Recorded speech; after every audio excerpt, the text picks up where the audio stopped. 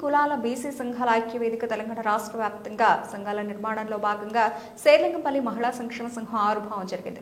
తెలంగాణ రాష్ట్రంలో గ్రామం నుండి హైదరాబాద్ పట్టణం వరకు ప్రతి గ్రామం, బస్తీ, కాలనీలో గల్లీ గల్లీకి బీసీ సంఘాలు ఏర్పాటు చేసే క్రమంలో అడ్వకేట్ రమేష్ యాదవ్ శేర్లింగంపల్లి నియోజకవర్గ అధ్యక్షుల ఆధ్వర్యంలో ముఖ్య అతిథిగా పేరి రామచంద్ర యాదవ్ మరియు బృందం ద్వారా శేర్లింగంపల్లిలో మహిళా సంక్షేమ సంఘం ఆవిర్భావం జరిగింది.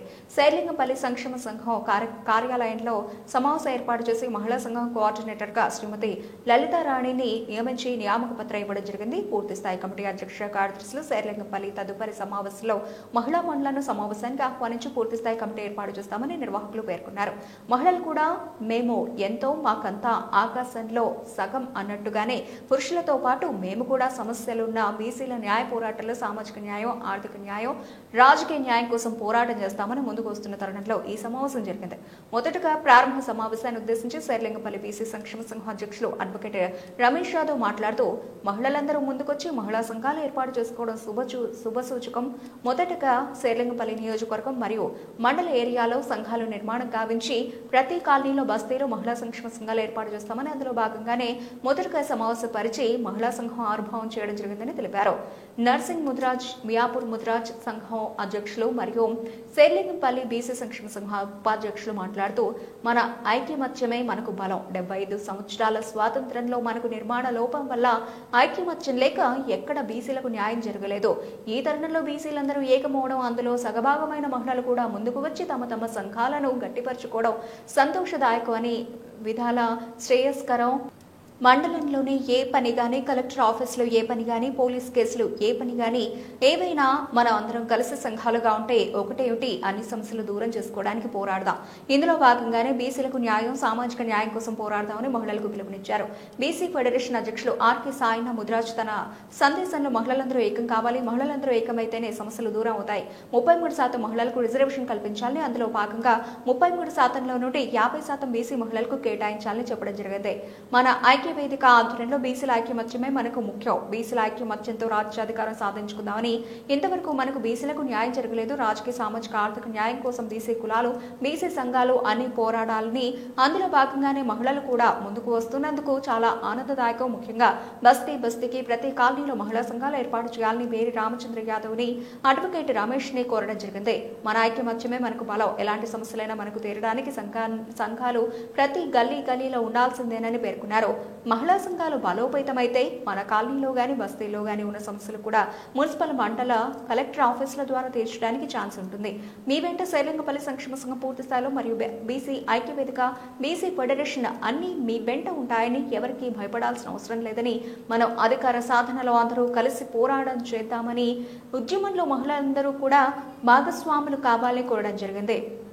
ముఖ్య అతిథిగా విచ్చేసిన తెలంగాణ రాష్ట్ర బీసీ ఐక్య వేదిక అధ్యక్షులు పేరి రామచంద్ర యాదవ్ మాట్లాడుతూ మన ఐక్యమత్యమే మనకు బలం. స్వాతంత్రం వచ్చి 75 సంవత్సరాలు పూర్తయినా బీసీలకు న్యాయం జరగలేదు. సామాజికంగా, రాజకీయంగా, ఆర్థికంగా న్యాయం కోసం పోరాటం, ఉద్యమం చేయడం తప్పనిసరిగా అయింది. రాబోవు లోకల్ బాడీ ఎలక్షన్ లో సర్పంచ్ నుండి హైదరాబాద్ మేయర్ వరకు 42% రిజర్వేషన్ కల్పించి తీరాలని, లేదంటే పెద్ద ఎత్తున పోరాటం చేస్తామని ప్రభుత్వానికి హెచ్చరిస్తూ ఈ ఉద్యమం మహిళలు కూడా భాగస్వాములు కావాలని పేర్కొనడం జరిగింది.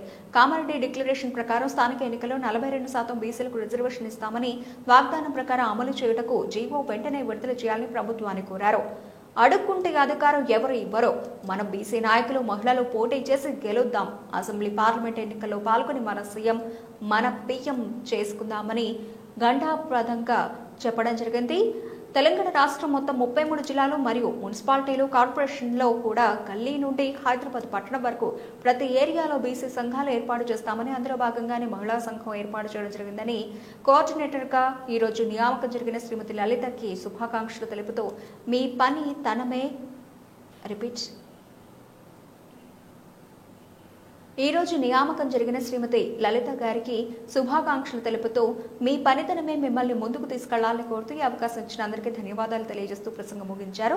బీసీ సంక్షేమ సంఘం ప్రధాన కార్యదర్శి కృష్ణ మాట్లాడుతూ మహిళా సంఘాలు అదేవిధంగా ప్రతి కాలనీలో పెట్టాలని, బీసీ సంఘాలను ప్రతి ఏరియాలో కూడా మనం నిర్మాణం చేసుకుందామని, మండల, కలెక్టర్, ప్రభుత్వ కార్యాలయంలో ఏ పని ఉన్నా తాను సహకరించి మీతో పాటు పనిచేస్తానని చెప్పడం జరిగింది.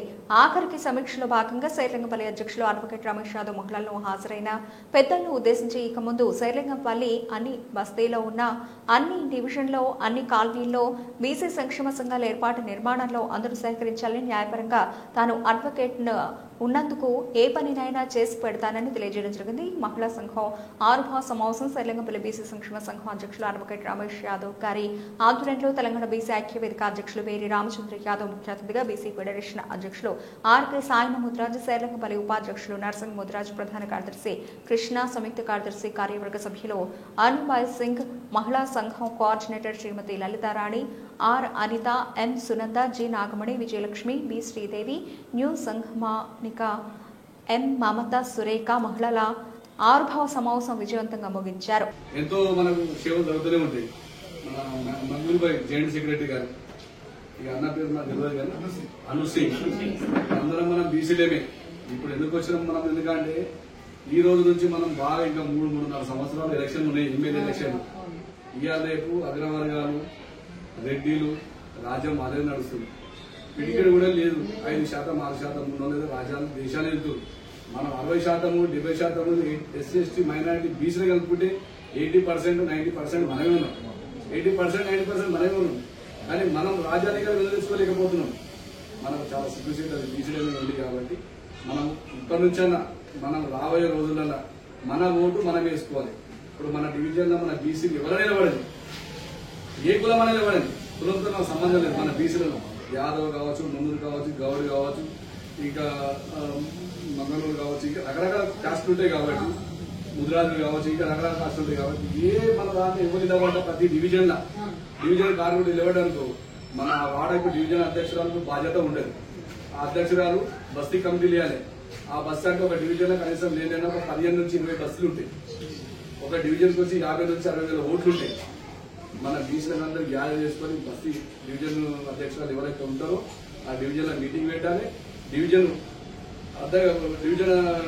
ప్రెసిడెంట్ ఉన్నాక మన తర్వాత బస్తీ ప్రెసిడెంట్ తయారు చేసుకుంటాం, బస్తీ కమిటీలు వేసుకుంటాం. ఒక్కో బస్సులో మన మనిషి ఉండాలి. ఏ బస్సులోనే పోయి మన బస్సులో ఆ మనిషి ఉండాలి. అక్కడ ఆ బస్తీ వరకు ఆయన ఏం చేసుకుంటాడు, మన బీసీలు ఎంతవరకు మంది ఉన్నారని ఒక లిస్ట్ అవుట్ తయారు చేసుకుంటాం. అట్లా చేసుకుంటా మనం గ్రౌండ్ లెవెల్ చేసుకుంటా మనం ముందుకు పోతే రాబోయే రోజులలో ఇప్పుడు మనం చేయలేమనుకో మన పిల్లలు అసలే మర్చిపోతాం, మొత్తానికి మర్చిపోతాం. అరే అప్పుడు ఎందుకంటే చెప్పుకుంటాం మనం పోయినా కూడా అరే మా నాన్నలు మా అమ్మలు బీసీ ఉద్యమంలో పనిచేసిరు, మేమేదో చేయొద్దని వాళ్ళు కూడా కొంచెం వస్తుంటారు అన్నమాట.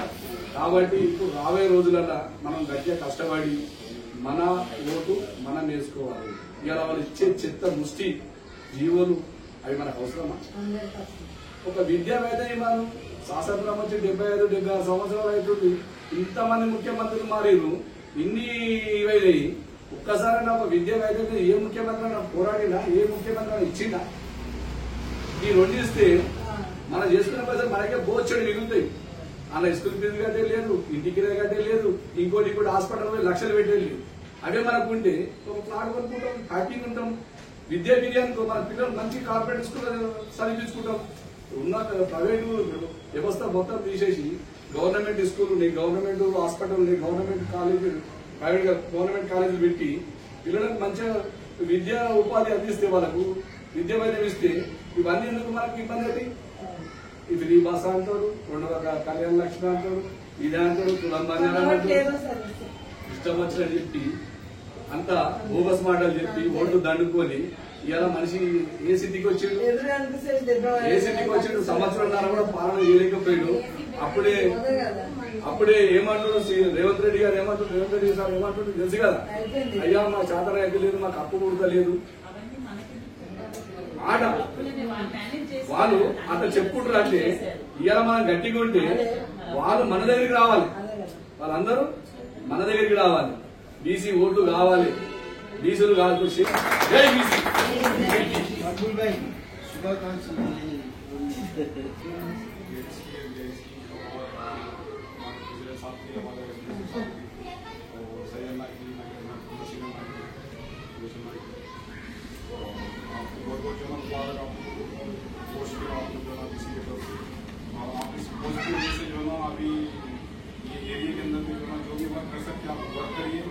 अपने जो प्रेसिडेंट है, अपने जो वाइस प्रेसिडेंट साहब है, उनसे कॉन्टेक्ट में रहिए आपका कॉन्टैक्ट वगैरह बिल्कुल देखेंगे ना अपनी पीसी की जो है ना कम्युनिटी है उसको जो है ना एक जगह बना के मेजॉरिटी बढ़ाइए और जो ना अपने और आगे चलते जो ना मीटिंग्स भी बना के डालिए बस और कुछ नहीं थैंक यू